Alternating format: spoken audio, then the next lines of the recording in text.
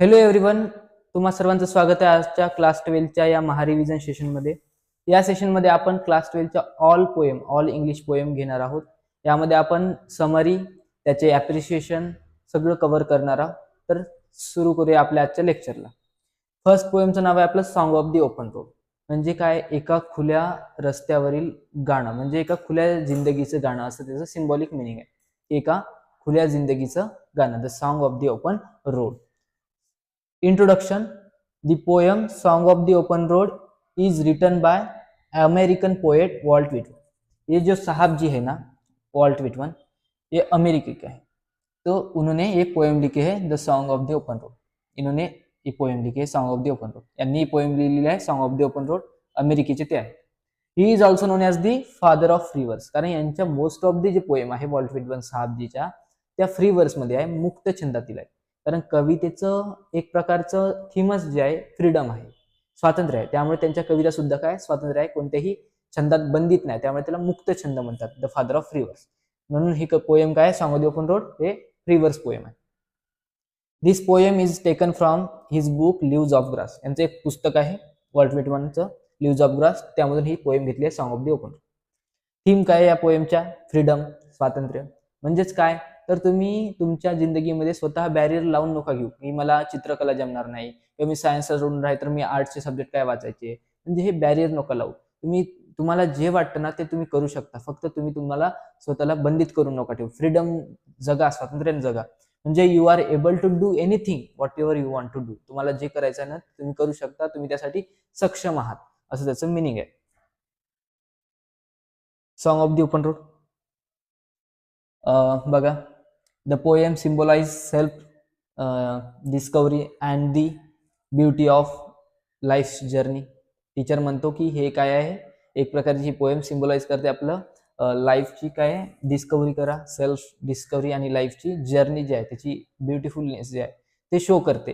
Teacher म्हणते हे सगळं. बट स्टुडंट काय म्हणतात, स्टुडंट म्हणताय की वॉल्ट विटमनांना म्हणायचं आहे let's go on a trip and never come back. म्हणजे वॉल्ट विटमन म्हणायचं आहे की या रोडने निघून जा आणि पुन्हा वापस येऊ नका. तर हे स्टुडंट आहे फन्नी, पण लक्षात राहू शकतं की याची थीम काय, self discovery and beauty, life beauty. आता बघूया poem song of the open road. हे शॉर्ट मध्ये असणार कारण की हे आपला रिव्हिजन आहे. Song of the open road. Afoot and light hearted take to the open road, healthy free the world before me, the long brown path leading wherever I choose. Henceforth I ask not good fortune, I myself am good fortune. Henceforth I am imper no more, postpone no more, need nothing. Done with indoor complaints and libraries and queries and criticism.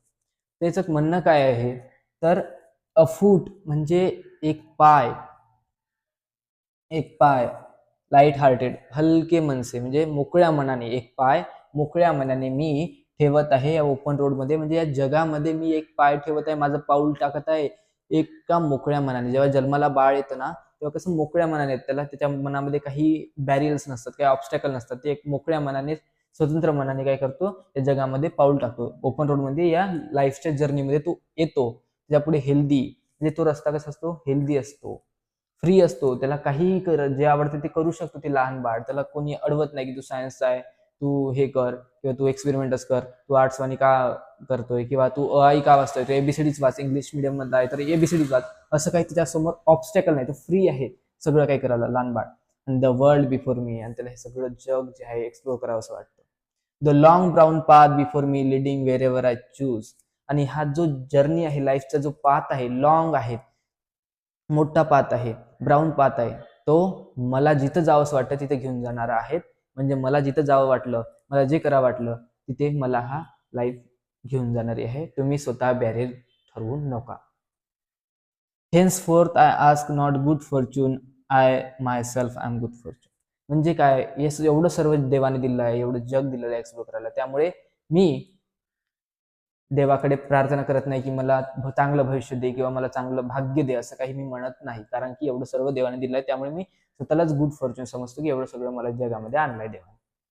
हॅन्सफोर्थ I whimper no more, पासवर्ड no more, need nothing. त्यामुळेच आता मला विंपर करायचं नाही, म्हणजे भाग्यासाठी, चांगल्या भाग्यासाठी नुसतं देवापुढे हात पसरत राहायचं नाही. त्याचं देवा तुम्ही असं का केलं माझ्यासोबत, असं रोवायचं नाही आहे. त्याचबरोबर पोस्टपोन करायचं नाही, कोणती गोष्टी उद्यावर टाळायची नाहीये, ते आजच्या आजच कंप्लीट करायची आहे. नीड नथिंग, मला आजपासून कोणत्या पैशाचीही गरज नाही, कारण एवढं सारं जग माझ्यासाठी खुलं आहे. Done with indoor complaints, libraries, querulous, criticism. आणि आजपासून मी माझ्या अंदरच्या ज्या काही लायब्ररीज आहे, म्हणजे इंडोर कंप्लेंट्स आहे, माझ्या जे स्वतःच्या कंप्लेंट्स असतात त्यापासून मी डन झालेलो आहे. मला याच्यापासून कंटाळा आलेला आहे. क्विरिलस क्रिटिसिझम मी आजपासून टीका करणंच सोडलेलं आहे. विम्पर नोवर म्हणजे हे बघा, सॅडली रोना म्हणजे दुःखद रडणे. पॉस्टपॉन नो मोर म्हणजे बघा, आज काम नाही करायचं, उद्या करायचं, लॅटर ऑन. किंवा नीड नथिंग, पैसा वैसा कुछ नहीं चाहिए, वॉल्ट व्हिटमन साहब को. नेक्स्ट आंजा है strong and content. I travel the open road, the earth that is sufficient, do not want the constellation any nearer. I know they are very well where they are. I know they are space for those who belong to them. म्हणजे काय म्हणायचं आहे की Walt व्हिटमनांना म्हणायचं आहे की strong and content, I travel the open road. ठीक आहे, करताय या स्ट्रॉंग आणि कंटेंट सोबत ओपन रोडवर ट्रॅव्हल करताय. दी अर्थ, ही जी पृथ्वी आहे, कंटेंट म्हणजे सॅटिस्फॅक्शन, त्यांना हे सॅटिस्फॅक्शन झालेलं आहे सगळं. आणि ही जी पृथ्वी आहे त्यांना तेवढंच त्याच्यासाठी सफिशियंट आहे, जग वगैरे काही नको त्यांना, पृथ्वी त्यांच्यासाठी sufficient. Do not want the constellation any near, आणि त्यांना कोणतेही कॉन्स्टलेशन म्हणजे हे त्यांचा भरोसा नाही भाग्यवाक्यावर किंवा भविष्यवाणीवर वगैरे. कॉन्स्टलेशन, चांद तारे पर उसका उनका भरोसा नाही आहे. I know they are very well where they are, आणि त्यांना हे सुद्धा माहित आहे की हे भाग्य बघणारे किंवा भाग्य पाहण्यासाठी जाणारे जे आहेत ते बरोबर आहेत, परंतु ते त्यांच्या जागेवर बरोबर आहे, मला त्याच्यावर भरोसा नाही आहे.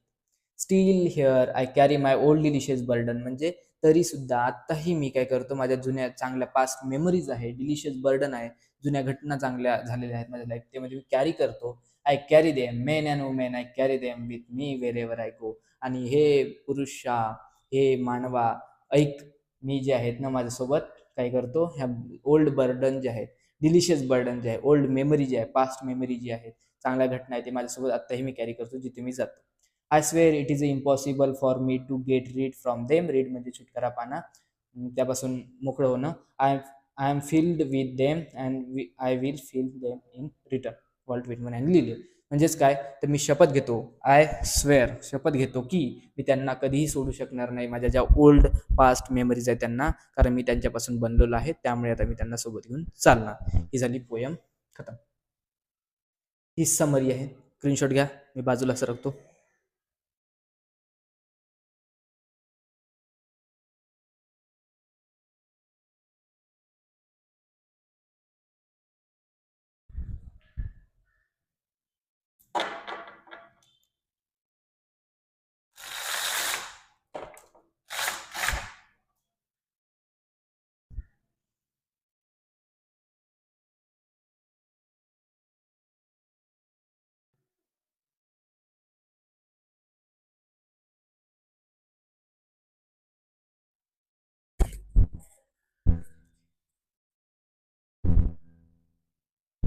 Summary. The Song of the Open Road by Walt Whitman celebrates freedom, adventurous, and self-discovery.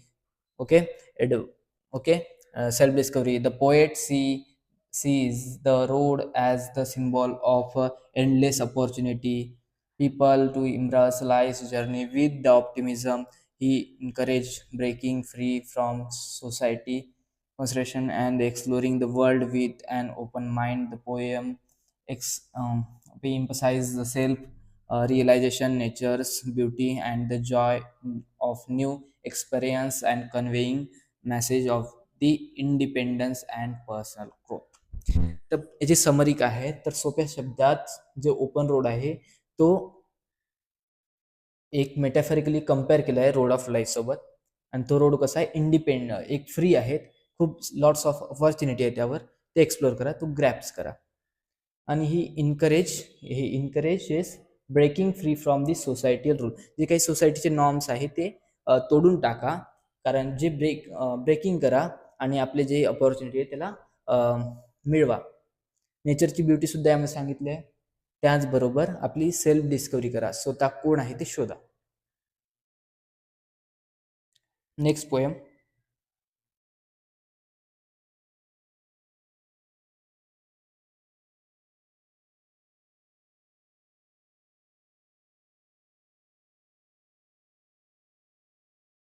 Second poem बघा. सेकंड पोएम आपल्याला Indian weaver written by the Sarojini Naidu. Indian weaver written by Sarojini Naidu. बघू शकता तुम्ही इंडियन विवर. आपल्याला एक्सपेक्टेशन काय असतं, a grand colourful sari with the caption we weave the robes of a newborn child. But reality त्यांचं काय असतो, still struggling with low wages and exploitation.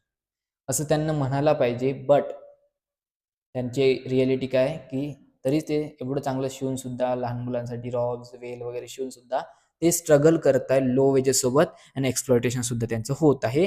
Weavers म्हणजे कोण, बुनकर लोक, बुनकर, इंडियन विवर, भारतीय बुनकर, जे कपडे विणतात ते. हे बघा, पहिल्या स्टँजामध्ये नवीन बाळासाठी हा कपडा जो आहे ब्ल्यू कलरचा तो विणतो, तरी सुद्धा त्यांना लो वेजेस. एवढ्या सारा राणीचा घुंगटा विणतो वेल्स, तरी त्यांना low wages and lots of facility त्यांच्याकडे नसतं, एक्सप्लॉयटेशन होतं. आणि तिसऱ्या स्टेजमध्ये जेव्हा माणूस मरतो त्यासाठी कफन लागणार आहे ते सुद्धा विवर्स बनवतो, परंतु त्यांच्याकडे फॅसिलिटी नसतात. हे बघा सरोजिनी नायडू यांनी पोएम लिहिली आहे. तर बघूया introduction. Indian weaver is a poem written by Sarojini Naidu. The nightingale of India यांना टायटल मिळालं सरोजिनी नायडूंना, nightingale of India. It symbolise the cycle of life through the work of weavers. आणि यांनी cycle of life, motion of life त्यांनी explain केला आहे through the work of विवर्सचं जे वर्क आहे त्यावरून सिम्बॉलाइज केलं आहे. थीम काय, हे थीम शब्द आहे, डार्क झालेला आहे. Theme 3 stages of life, that is birth म्हणजे मॉर्निंग आणि ब्ल्यू फॅब्रिक म्हणजे गार्मेंट सोबत कम्पेअर केला आहे. यूथ हे आफ्टरनून, आणि पर्पल ग्रीन फॅब्रिक सोबत म्हणजे गार्मेंट सोबत कम्पेअर केला आहे. आणि डेथ जो आहे ते नाईट रिप्रेझेंट करतो, आणि व्हाईट शर्ट म्हणजे कफन. Symbolise of colours and time to represent human life. आणि टाइम पण वापरला आहे, जसं की मॉर्निंगला तो जन्मतो, आफ्टरनूनला त्याची लग्न होतो, आणि मरतो किंवा तो नाईटला. असे ते सिम्बॉलाइज केलं आहे टाईमला आणि कलरला. आणि connection with the nature and Indian culture, जे इंडियाचं कल्चर आहे, विवर्स आहे, त्यांच्यासोबत त्यांना कनेक्ट केलं आहे सरोजिनी नायडू. हे बघा किती बॅड हालत आहे, किती एक्सप्लॉयटेशन होतं. कोणाकडे साधन नसतात, अत्याधुनिक साधनाचं लॅक ऑफ ॲडव्हान्स टेक्नॉलॉजी. त्याचबरोबर अनेक जे आहे ओल्ड पीपल असतात या इंडस्ट्रीमध्ये, त्यांच्याकडे मेनी फॅसिलिटी नसतात, लाईन नसतो, कधी कधी लाईट नसतात, सगळे फॅसिलिटी त्यांच्याकडे नसतो. हे सगळे ते फेस करतात. आता बघूया इंडियन विवर पोएम. बघा Indian weaver poem. Indian weaver written by Sarojini Naidu. Weavers weaving at a break of day. Weavers weaving at a break of day, why do you weave a garment so gay? Blue as the wing of Helsing wild, we weave the robes of new baby child. आता सरोजिनी नायडू 3 जे ओळी आहे त्यामध्ये प्रश्न विचारतो विवरला, आणि चौथी ओळ जी आहे चौथी ओळ ते उत्तर देतो विवर सरोजिनी नायडूला, पोएटेसला. तर weavers weaving at a break of day म्हणजे हे बुनकर, हे विणकरा, तुम्ही एवढ्या सकाळी सकाळी काय विणत आहे, जे की कसं आहे एकदम गे म्हणजे ब्राईट चमकदार कापडा आहे. एवढा चमकदार कपडा कशासाठी विणत आहे, जो की हेल्सिंग वाईल्ड या पक्ष्याच्या पंखासारखा ब्ल्यू आहे. तसा कपडा, गारमेंट, ब्राईट गारमेंट, जो की हेल्सिंग वाईल्डच्या पंखासारखा ब्ल्यू कलरचा आहे, एवढ्या सकाळी सकाळी तुम्ही कशासाठी विणताय, हा प्रश्न विचारतो सरोजिनी नायडू. तर त्यावर विवर काय उत्तर देतो, तर विवर उत्तर देतो, we weave the robes of new born child. आम्ही हे कपडा नवीन जन्मलेल्या बाळासाठी विणत आहोत. Weavers weaving at a fall of night, why do we weave garment so bright, like the plumes of peacock purple and green, we weave the marriage wheel of queen. Okay, इथे आता 3 ओळी प्रश्न आणि चौथी ओळ आन्सर. आता अजून surgeon Naidu प्रश्न विचारते, weavers weaving at a fall of night, म्हणजे इव्हिनिंगला सुद्धा, जिथे दिवस संपलाय आणि रात्र चालू होतोय, ते इव्हिनिंगला सुद्धा तुम्ही विणत आहे सकाळपासून. आणि हा कपडा कसा आहे, हा गारमेंट सो ब्राईट, खूप चमकदार आहे, जसा की पीकॉक पीकॉक मोराच्या प्ल्यूम म्हणजे पंखासारखा पर्पल आणि ग्रीन आहे. हा असा पर्पल आणि ग्रीन एवढा चमकदार कपडा तुम्ही इव्हिनिंगला कशासाठी विणत आहे? विवर म्हणतात, we weave the marriage veils of a queen, जे काही लग्न आहे, मॅरेज आहे क्वीनचं, त्यासाठी आम्ही कपडा विणत आहोत. Weavers weaving solemn and still, solemn म्हणजे शांत, स्थिर, आणि स्टील म्हणजे तरी शांत स्तब्धपणे. Why do we weave in the moonlight chill, आणि एकदम मध्यंतरी 12-1 वाजता रातचे तुम्ही कशासाठी हा कपडा विणताय, जो की व्हाईट ॲज अ फेदर, एका पंखासारखा व्हाईट आहे, आणि व्हाईट ॲज अ क्लाउड, जे काही ढग असतात त्यासारखा व्हाईट आहे हा कपडा. म्हणतात मग weaver we weave a dead man funeral shroud, आणि हा पांढरा कपडा, हे कफन आम्ही डेड झालेल्या व्यक्तीच्या फ्युनरल म्हणजे अंतिम संस्कारासाठी विणत आहोत. कळली पोएम? तर पोएमचं रिव्हिजन आता बघा. समरी फोटो तुम्ही स्क्रीनशॉट घेऊ शकता समरीचा. ओके. स्टेजेस ऑफ लाईफ, कोणत्या कोणत्या स्टेजेस आहेत? चाइल्डहुड, पहिल्या याच्यात चाइल्डहुड, दुसऱ्या याच्यात यूथ आहे दर्शवला, तिसऱ्या याच्यात मध्ये ओल्ड एज. ओके. यूथ म्हणजे मॅरिज झालाय, आणि ओल्ड एज म्हणजे डेथ, असं comparison. Time of day, childhood मॉर्निंगला जन्म होत आहे, यूथ आफ्टरनूनशी रिलेट केलाय, आणि ओल्ड एज नाईट. चाइल्डहुडमध्ये कोणता कपडा आहे? Blue robes for baby. यूथसाठी पर्पल अँड रेड वेल्स वापरलाय, आणि ओल्डसाठी फ्युनरल श्राउड, जो की व्हाईट आहे. सिम्बॉल काय आहे? पहिलं याच्यात हॅपीनेस, जॉय दाखवलेला आहे, होप, ऑप्टिमिझम दाखवलं आहे, बिगिनिंग ऑफ लाईफ दाखवलेली आहे एखाद्या बाळकाची. दुसऱ्या याच्यामध्ये लव्ह, रिस्पॉन्सिबिलिटी दाखवली आहे. तिसऱ्या याच्यामध्ये एंड ऑफ लाईफ, जिथे मृत्यू झालाय, डेथ झालाय. मूड कसे आहेत विवरचे विविंग करताना? तर जॉयफुल अँड चेअरफुल आहे, खुशी आहे, आनंदी आहे. लवली, फेस्टिवल आणि हॅपीनेस आहे यूथ असताना, आणि डेथ झाल्यावर सॉरो, स्टील, सॅड मध्ये ते विणत आहे. हे झाली आपली सेकंड पोएम. कळाली विद्यार्थी मित्रांनो? आपण आता थर्ड पोएमचं रिव्हिजन करणार. 1 मिनिटाचा ब्रेक.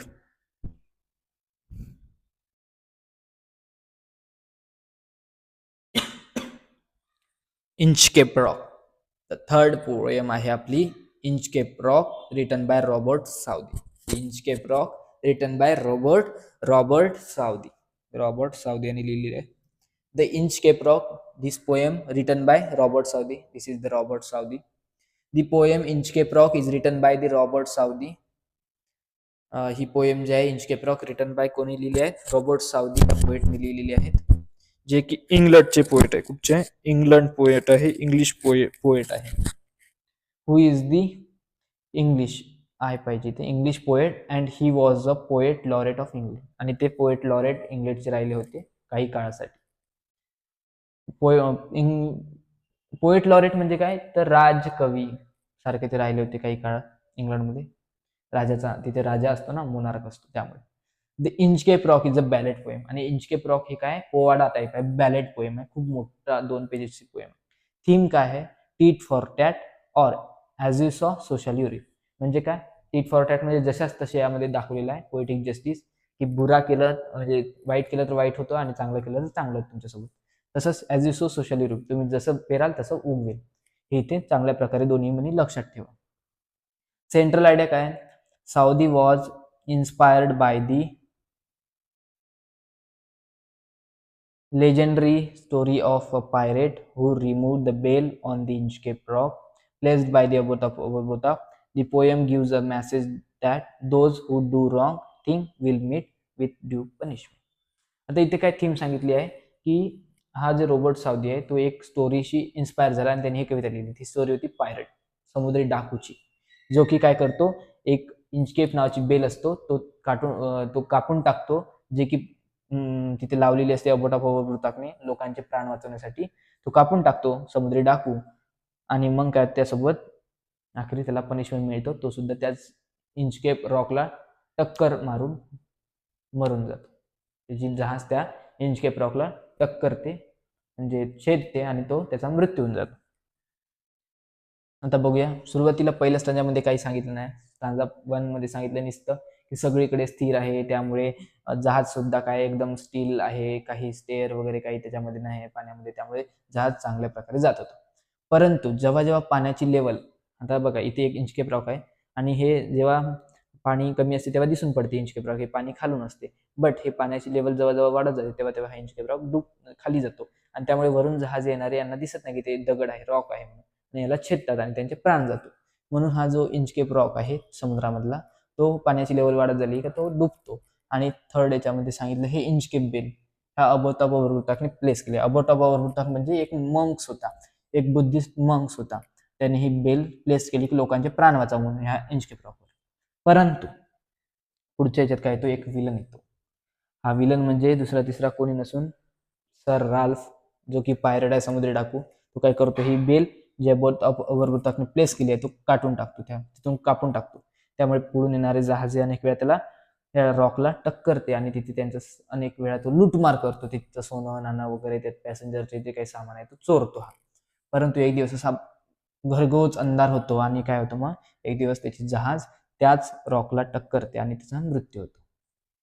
समरी काय, the poem narrates the story of Inchcape Rock, a dangerous reef off the coast of Scotland. हे स्कॉटलँडच्या कॉस्ट म्हणजे हे जे काही स्कॉटलँडचा किनारा होता तिथे एक स्टोरी घडलेली आहे.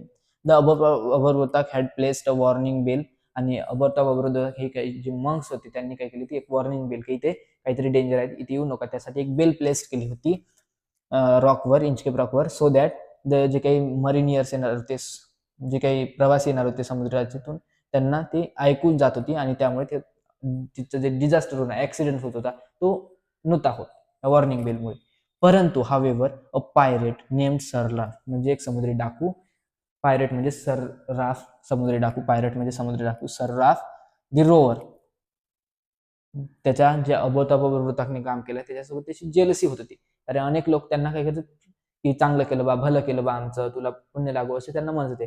परंतु जे सरराफला पचत नव्हते, त्यामुळे जेलसी होत होती, त्यामुळे ते कट करतो बेल, हे रिमूव्ह द बेल, आणि मग अनेक लोकांचे काय होतो, मृत्यू होतो. लेटर व्हाईल तो जेव्हा तिथे फिरत असतो, sir Ralph own ship unknowingly crash into the Inchcape Rock as his ship sink, म्हणजे तो डुबायला लागतो, सिंक व्हायला लागतो.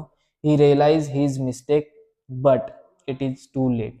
त्यांना ते कळतं की मी जर आज बेल नसती कापली तर आज मी जिवंत असतो, कळतं, परंतु खूप लेट होऊन जातो. He falls victim to his own evil deed, आणि तोच त्याचा एक प्रकारे त्याला विक्टीम होऊन जातो, कारण की त्याच्या त्या बॅड कर्मामुळे. इव्हिल डीड म्हणजे त्याचे वाईट कर्म, कृत्य, जे त्याने बेल कापले होते त्याला तो बळी पडतो, विक्टीम होऊन जातो.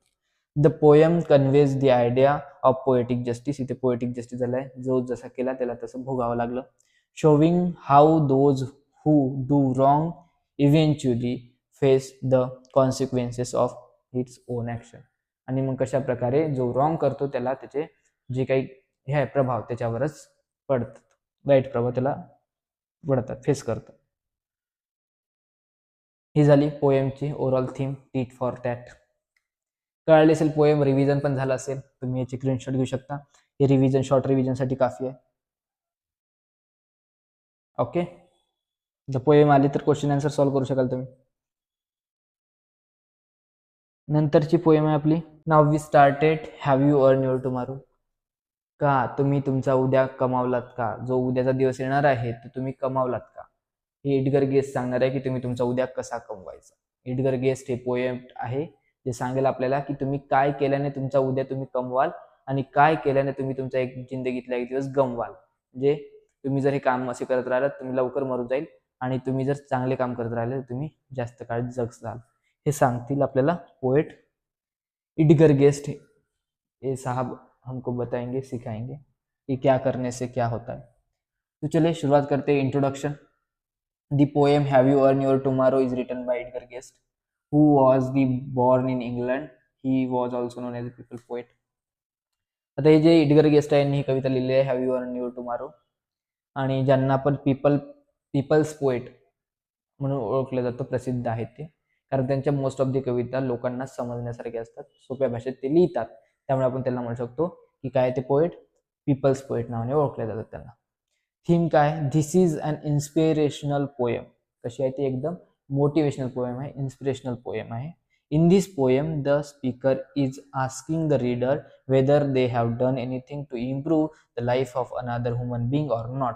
आणि या कवितेमध्ये जो पोएट आहे तो रीडरना एक प्रश्न विचारतो की तुम्ही असं काही केलं आहेत का आतापर्यंत की ज्याने दुसऱ्याची लाईफ चांगली झाली आहे, सुधारली आहे, इम्प्रूव्ह झालेली आहे, किंवा काहीच नाही or not. It is up to you whether you will have a better future or not. आणि यावर तुमचं भविष्य अवलंबून आहे. जर तुम्ही चांगल्या गोष्टी दुसऱ्यांची लाईफ सुधारण्यासाठी करत असेल, चांगले डीड्स तुमचे असेल, चांगले कर्म तुमचे असेल, तर तुम्ही उद्याचा फ्युचर चांगल्या प्रकारे जगसाल. आणि तुम्ही वाईट कृत्य करत असेल, तुम्ही कोणासाठी गड्डे खोदत असेल, तुम्ही वाईट कृत्य करत असेल, तर तुम्ही तुमचा उद्या गमवत आहात. Therefore, one should consider one's action and deed carefully and plan according for a better future. He poem आपल्याला रीड आउट करायची. ओके, आता बघून घे एक वेळा चार्ट की काय केल्याने आपण आपला उद्या कमवणार आहोत. अशा कोणत्या गोष्टी आहेत जे करायच्या आहे आपल्याला आणि कोणत्या अवॉइड करायच्या आहेत ज्याने आपला भविष्य खराब होऊ शकते. तर if you do good thing, this good thing you will earn your tomorrow. तुम्ही तुमचा उद्या कमवाल. गुड थिंग कोणत्या? Speaking kind word to someone. तुम्ही चांगले शब्द, काइंड म्हणजे दयाळू भाषेत बोलाल, नाही की हे काय रे असं नाही. चांगल्या भाषेत काय झालं रे, काही मदत हवी का. Just speaking kind word to someone, helping a stranger or friend. तुम्ही एखाद्याला अनोळखी व्यक्ती जर कोणत्या ट्रबलमध्ये फसलाय, कोणत्या प्रॉब्लेममध्ये फसलाय, तर त्याला तुम्ही मदत करा. तुम्हाला तुमच्या मित्रांना कोणती प्रॉब्लेम असेल त्याला मदत करा.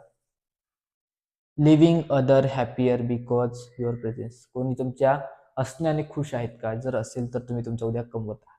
आता गमवसान कशाने? If you do bad deed, bad karma, you will lose your tomorrow. मग बॅड डीड कोणत्या आहे? Ignoring those in need. जर कोणी गरजेत असेल, तुम्हाला तुमची गरज त्यांना भासत असेल आणि तुम्ही त्याला इग्नोर करताय, ते बॅड आहे. तुम्ही तुमचा उद्या गमवत आहे असे करत असाल तर सोडून द्या आजपासून. स्पीकिंग हार्शली, एकदम अशा रागिष्ट आवाजामध्ये बोलणे, ॲरोगंटपणे बोलणे, हे पण सोडून द्या. त्यामुळे तुम्ही तुमचा उद्या गमवत आहात. सेल्फिशनेस सोडून द्या. Wasting day without making positive effect impact on other. असाच दिवस घालवत आहेत दुसऱ्याची मदत केल्याशिवाय, तर तुम्ही तुमचा उद्या गमवत आहात. आता पोएम बघूया. Have you earn your tomorrow. Have you earn your tomorrow by Edgar Guest यांनी लिहिली आहे. If anybody happier because you passed his way. का कोणी खुश आहेत का? कारण की तुम्ही त्याची मदत केली म्हणून. पास्ट हिज वे म्हणजे तुम्ही त्याची प्रॉब्लेम सॉल्व्ह केली म्हणून कोणी तुमच्यामुळे खुश आहात का? Does anyone remember that you spoke to him today. का तुम्ही आज त्याच्याशी बोलले आहात? ते कोणी तुम्ही जे बोलले आहात ते रिमेंबर करत आहात का? कोणी आठवतात का तुमचे शब्द? असं कोणी आहेत का? द डे इज ओके,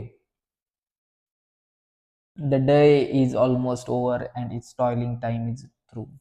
म्हणजे आजचा दिवस तर कम्प्लिटली झाला आहे, संध्याकाळ व्हायला आली आहे. अशा टाइम, टॉयलिंग टाइम, जे एकदम कठीण समय होता तो गेलेला आहे. वर्किंग टाइम झाला आहे, संध्याकाळ होत आली आहे. Is there anyone to utter now a kindly word of you. आणि कोणी असं आहेत का जे तुमच्यासाठी बोलत आहात किंवा तुम्हाला आठवत आहे, तुमच्यासाठी चांगले शब्द म्हणत आहे, देवाकडे प्रार्थना करताय, तुम्ही त्याची मदत केली म्हणून, तुम्ही त्यांच्यासोबत चांगले बोलले म्हणून. हे असं कोणी आहेत का? किंवा असं तुम्ही करतात का? जर करत असाल तर तुम्ही तुमचा उद्या कमवत आहात. आणि जर करत नसाल, जर तुमची आठवण कोणी करत नसेल, जर तुम्ही कोणाची मदत करत नसाल, तर तुम्ही तुमचा उद्या गमवत आहात. सेकंड स्टांजा आहे.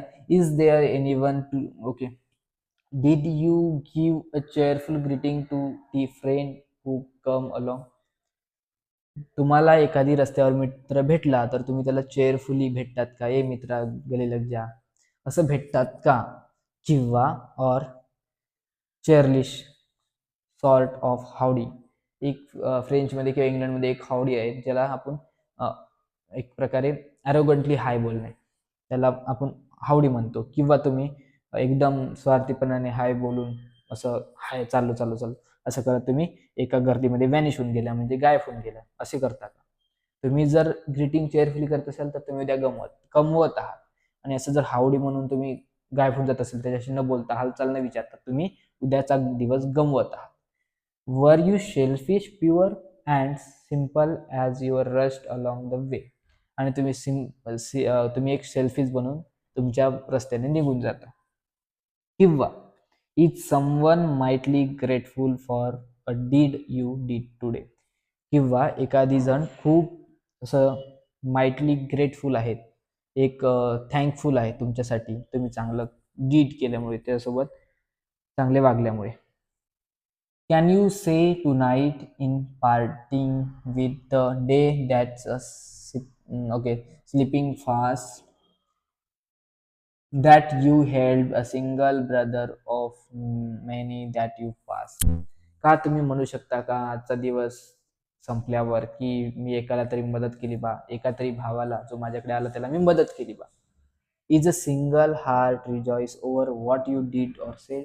का कोणता एक सिंगल हार्ट म्हणजे एक व्यक्ती तरी असं आहेत का जे तुम्ही बोलल्यामुळे, जे काही तुम्ही केल्यामुळे रिजॉईस आहे, खुश आहेत. Does the man whose hopes were fading now with courage look ahead. आणि असा कोणता व्यक्ती आहेत का जसे तुम्ही बोलल्यामुळे ज्याचं आधी धैर्य खचलं होतं, जो डिप्रेस होता, तो आता धैर्याने उभा आहे लढण्यासाठी. असं कोणी व्यक्ती आहेत का? लढणे इन द सेन्स कोणती प्रॉब्लेम येऊ दे, तू माझ्यासोबत आहे मित्रा, त्यामुळे त्या प्रॉब्लेमला टॅकल करू. असा कोणी व्यक्ती आहे का जे तुम्ही बोलल्यामुळे एकदम मोटिवेट झाला. Did you waste the day or lose it. जर तुम्ही हे केलं नसेल तर तुम्ही तुमचा दिवस वाया घालवला. Was it well or sorely spent. Did you leave a trail of kindness or scars of discontent. जर तुम्ही चांगलं केलं असेल तर तुम्ही एक चांगला काइंडनेसचा छाप त्याच्या मनावर सोडत आहात. किंवा डिस्कनेक्टनेस म्हणजे स्कार्स म्हणजे त्याच्या दिल तुम्ही चकनाचूर करता. As you close your eyes in slumber, do you think that God will say you have earned your more day means tomorrow by the working you did today. आणि झोपताना तुम्हाला असं देव म्हणेल का की तुम्ही तुमचा उद्या कमवला आहे जे काही केल्यामुळे. जर हे सगळे करत असाल तर नक्कीच देव म्हणेल मी तुला उद्याचा दिवस देणार आहे. आणि हे जर तुम्ही करत असेल नसाल, तुम्ही वाईट याच्यात जी वाईट गोष्टी सांगितल्या आहेत जे करायला नको त्या करत असाल तर तुम्ही उद्याचा दिवस गमवत आहात. ही झाली आपली summary. Have you earn your tomorrow by Guest included in the Maharashtra State Board Class 12 English योग Bharti curriculum for the 2024 board exam. हे तर आहेत सगळ्यांना माहिती आहे. This poem encourages readers to reflect on their daily action on their impact on other. It poses question about whether one has performed act of kindness, offered support, or brought joy to someone else's day. The central theme emphasizes that your good deeds today justify our hopes better tomorrow. Okay, ते सांगितलंय, वाचून घ्या की तुम्ही जर आज चांगलं करत असाल तर तुमचा उद्याचा दिवस चांगला राहणार आहे. ही झाली आपली पोयम. नंतर आहे 5th पोयम. बघूया फादर रिटर्निंग होम. पोएमचं नाव आहे फादर रिटर्निंग होम. पप्पाजी घर पर आ रहे, बाबा घरी येत आहे, वडील घरी येत आहे कामावर. Written by Dilip Chitre. Introduction. The poem father returning home is written by Indian poet Dilip Chitre. Theme. This poem is taken from the travelling in a cage या बुक्स मधून घेतली आहे. It draws a portion okay सबम जे काही सर्बम एरिया आहेत, जे rural area आहेत तिथले हे सीन दाखवतो. Depict his dullness monotonous life. म्हणजे काय तर जो एक व्यक्ती आहे सबम एरिया मधला तो कामावून येताना कसा एक प्रकारे डल असतो, सगळं काम करून थकलेला असतो. त्याचबरोबर मोनोटोनस, तेच दिवसभर तेच काम रोजचं रोज, त्यामुळे मोनोटोनस झालेलं असं रुटीन. आणि त्याच्या कामापासून तो काय झाला असतो एकदम एक्झॉस्टेड झाला असतो डेली रुटीन पासून. इट डिस्क्राईब व फोर्स एलिनेशन ॲट होम. आणि त्याच्या घरी सुद्धा त्याला कसं लोनलीनेस ट्रीट केलं जातं ते सुद्धा डिपिक्ट केलं आहे यामध्ये. त्याचबरोबर which is reflect through the steel foods and lack of sharing. कोणत्या गोष्टी त्यासोबत शेअर केल्या जात नाही, त्याला उष्ट किंवा शिळक अन्न दिलं जातं खायला, त्यापासून त्याचं लोनलीनेस दर्शवलं आहे. त्या घरी कशी ट्रीटमेंट, वाईट ट्रीटमेंट मिळतं, बॅड ट्रीटमेंट मिळतं ते दाखवलं आहे. His children refuse to share their joys and sorrows with hardworking father. आणि त्याचे मुलं सुद्धा त्याच्यासोबत काही शेअर करायला तयार नाही आहे, असे त्याची एक प्रकारे फादरची कंडिशन झाली आहे त्या पोएम मधल्या. Who as a result is force to retired to solitude, आणि ते मग सॉलिट्युशन एकदम सॉलिडरी लाईफ जगतात, लोनली लाईफ जगतात. This very painful loneliness symbol, आणि त्यामुळे मॅन काय झालेला आहे, इथे आयसोलेशन मध्ये गेला आहे आणि या जगापासून तो मॅन वेगळा झालेला आहे. बघा समरी, फादर रिटर्निंग होम वाचून घ्या, सगळं त्यामध्ये सेमच सांगितलंय. ओके, बघू शकता समरी, द पोएम, तेच लोनलीनेस वगैरे वगैरे वगैरे तुम्ही वाचून घ्या, कळून जाईल तुम्हाला, सोपी आहे. नेक्स्ट पोएम आपली मनी, पैसा. पैसा पैसा क्यों करते हैं, पैसे के लिए क्यों मरते हैं. मनी, पैसा. This poem written by this poet William H. Davies. Money. Introduction. The poem Money is written by Welsh poet, हे वेल्सचे होते, Walt Whitman, sorry William H Davies हे वेल्सचे होते, त्यांनी हे पोएम लिहिले आहे मनी. हे आहेत H Davies, William H Davies यांनी ही पोएम लिहिली आहे. थीम आहे, the poem tells about the rich man who wants to be a poor man to find real happiness. आणि ही एक याची थीम आहे की एक व्यक्ती जो आहे जो की भयंकर पैसा आहे त्याच्यापाशी, मोठे लोक आहे, रिच पर्सन आहे, परंतु त्याला गरीब व्हायचं आहे रिअल हॅपीनेस एन्जॉय करण्यासाठी, फाउंड करण्यासाठी. कारण पैसा असून सुद्धा त्याच्यासोबत फेक लोक आहे, पैशासाठी असणारे त्याचे मित्र आहेत, त्यामुळे त्यांना रिअल हॅपीनेस जाणून घ्यायसाठी त्यांना पुअर व्हायचं आहे. It is when we do not have money or have lost our money we realize how important money. आणि जे गरीब आहे त्यांना पैसा किती महत्वाचा असं वाटतो, परंतु ते गरीब रिअली खुश असतात जिंदगीमध्ये. At the end, the poet says that now he doesn't have money, he has true friends, though they may few. आणि ऍट द एंड पोएम मध्ये म्हणतात की आधी पैसा असून खूप फ्रेंड होते, परंतु एकही खरा नव्हता. परंतु आता पैसे नाही आहे, तर गरीब झालोय, कमी फ्रेंड्स आहे, परंतु ते एकदम जिनाईन फ्रेंड आहे, एकदम रिअल फ्रेंड आहे.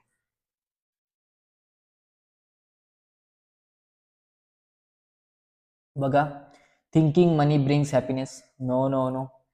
Realizing true happiness is in simple joy and friendship. That's it. खरी हॅपीनेस चांगली फ्रेंडशिप मध्येच आहे. पहिल्या स्टँजामध्ये पोएटकडे खूप पैसा असतो, त्यामुळे अनेक लोक त्यांचा दरवाजा ठोकत असतात कर्जासाठी. खोटे मित्र म्हणून येत असतात त्यांच्याकडे की हा बा आम्ही तुमचे मित्र, आम्हाला कर्ज द्या, आम्हाला पैशाचा सपोर्ट करा, अशासाठी त्याच्याकडे येत असतात जेव्हा पैसे असतात तेव्हा. परंतु खरा मित्र कोणी नसतात, असे दोघले लोक असतात, त्याच्यासोबत तर चांगले राहतात परंतु त्याचे नसतात. जे पैसेवाले लोक असतात ते ॲरोगंट असतात, खूप रागिष्ट असतात, चिडचिडे असतात, परंतु जे काही पुअर असतात ते खूप हॅपी असतात, त्यांच्याकडे फ्रेंड्स असतात, सगळं काही असतं. म्हणून म्हटलं एक a wish person, sorry a wise person should have money in their head but not in their heart.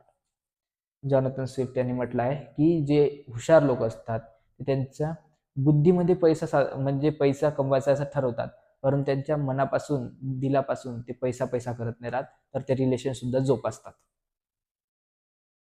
इथे जी समरी आहे ते वाचून घ्या. The poem money by Davies H Davies explore the contrast between the wealth and happiness. कसं ज्याच्याकडे पैसा असतो त्याच्याकडे हॅपीनेस नसतात, आणि ज्याच्याकडे पैसा नसतो, पुअर असतात, ते हॅपीनेस असतात. हे कॉन्ट्रॅक्शन ते दाखवलं आहे. The poet reflects on his on experience of having money or losing it. आणि पोएटने स्वतःचे एक्सपिरियन्स मांडले की जेव्हा माझ्याकडे पैसा होता तेव्हा अनेक मित्र होते, परंतु एकही खरा नव्हता. जेव्हा मी गरीब झालो तेव्हा मला रिअल हॅपीनेस मिळाली. फ्रेंड कमी आहेत, परंतु सगळे खरे फ्रेंड्स आहेत. Realizing that true joy comes not from reach but from simple, meaningful, and relationship. In the first part of the poem, the poet describes how when he was wealthy, he was surrounded by many friends. However, these friendships were not genuine. खरी नव्हती. They were based on his money. पहिल्या याच्यात त्यांनी describe केला की माझ्याकडे पैसा होता तेव्हा अनेक लोक होते, अनेक फ्रेंड होते, परंतु ते खरे नव्हते, ते फक्त पैशासाठी मित्र होते. When he lost his well those so called friend, जे काही त्याचे असे पैशाचे मित्र होते ते चालले गेले. लिव्हिंग हिम अलोन, त्याला एकटं टाकून. In the latter part of the poem he finds true happiness, तेव्हा त्याला खरी हॅपीनेस काय असते ते कळालं, त्याचा पैसा गायब झाल्यावर. In a simple peaceful life, जेव्हा त्याला कळायला लागली. He realize that without money he has fewer friends, आणि त्यांना त्याची खुशी मिळाली. वाचून घ्या, कळून जाईल. खतम.